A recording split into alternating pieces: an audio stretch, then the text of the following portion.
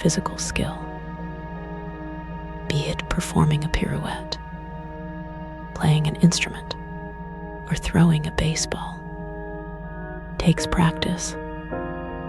Practice is the repetition of an action with the goal of improvement, and it helps us perform with more ease, speed, and confidence. So, what does practice do in our brains to make us better at things? Our brains have two kinds of neural tissue: gray matter and white matter. The gray matter processes information in the brain, directing signals and sensory stimuli to nerve cells, while white matter is mostly made up of fatty tissue and nerve fibers. In order for our bodies to move, information needs to travel from the brain's gray matter down the spinal cord through a chain of nerve fibers called axons to our muscles. So, how does practice or repetition affect the inner workings of our brains?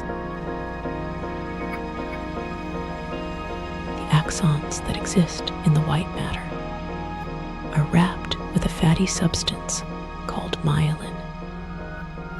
And it's this myelin covering, or sheath, that seems to change with practice.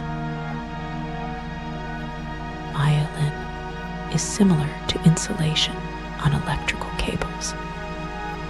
It prevents energy loss from electrical signals that the brain uses, moving them more efficiently along neural pathways. Some recent studies in mice suggest that the repetition of a physical motion increases the layers of myelin sheath that insulates the axons. And the more layers, the greater the insulation around the axon chains, forming a sort of superhighway for information, connecting your brain to your muscles. So while many athletes and performers attribute their successes to muscle memory, muscles themselves don't really have memory. Rather, it may be the myelination of neural pathways that gives these athletes and performers their edge. With faster and more efficient neural pathways, there are many theories that attempt to quantify the number of hours, days, and even years of practice that it takes to master a skill. While we don't yet have a magic number, we do know that mastery isn't simply about the amount of hours of practice. It's also the quality and effectiveness of that practice. Effective practice is consistent, intensely focused, and targets content or weaknesses that lie at the edge of one's current abilities. So, if effective practice is the key, how can we get the most out of our practice time? Try these tips. Focus on the task at hand. Minimize potential distractions by turning off the computer or TV and putting your cell phone on airplane mode. In one study, researchers observed 260 students studying. On average, those students were able to stay on task for only 6 minutes at a time.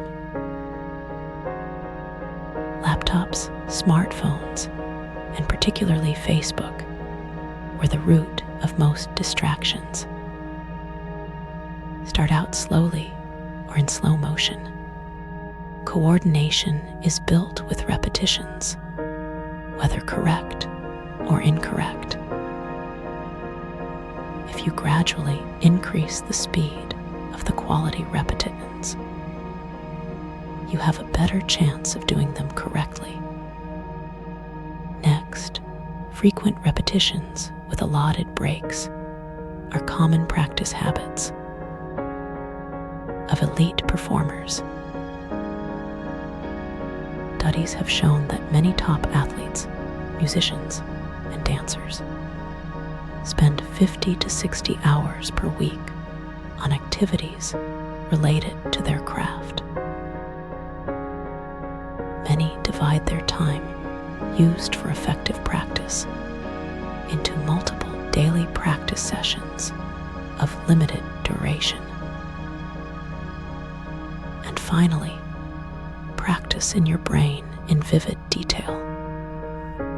It's a bit surprising, but a number of studies suggest that once a physical motion has been established, it can be reinforced just by imagining it. In one study, 144 basketball players were divided into two groups. Group A physically practiced one-handed free throws, while Group B only mentally practiced them.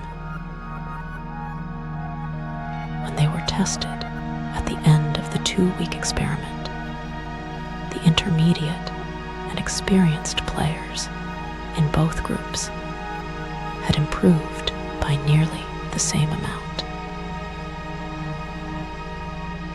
As scientists get closer to unraveling the secrets of our brains, our understanding of effective practice will only improve. In the meantime, effective practice is the best way we have of pushing our individual limits, achieving new heights, and maximizing our potential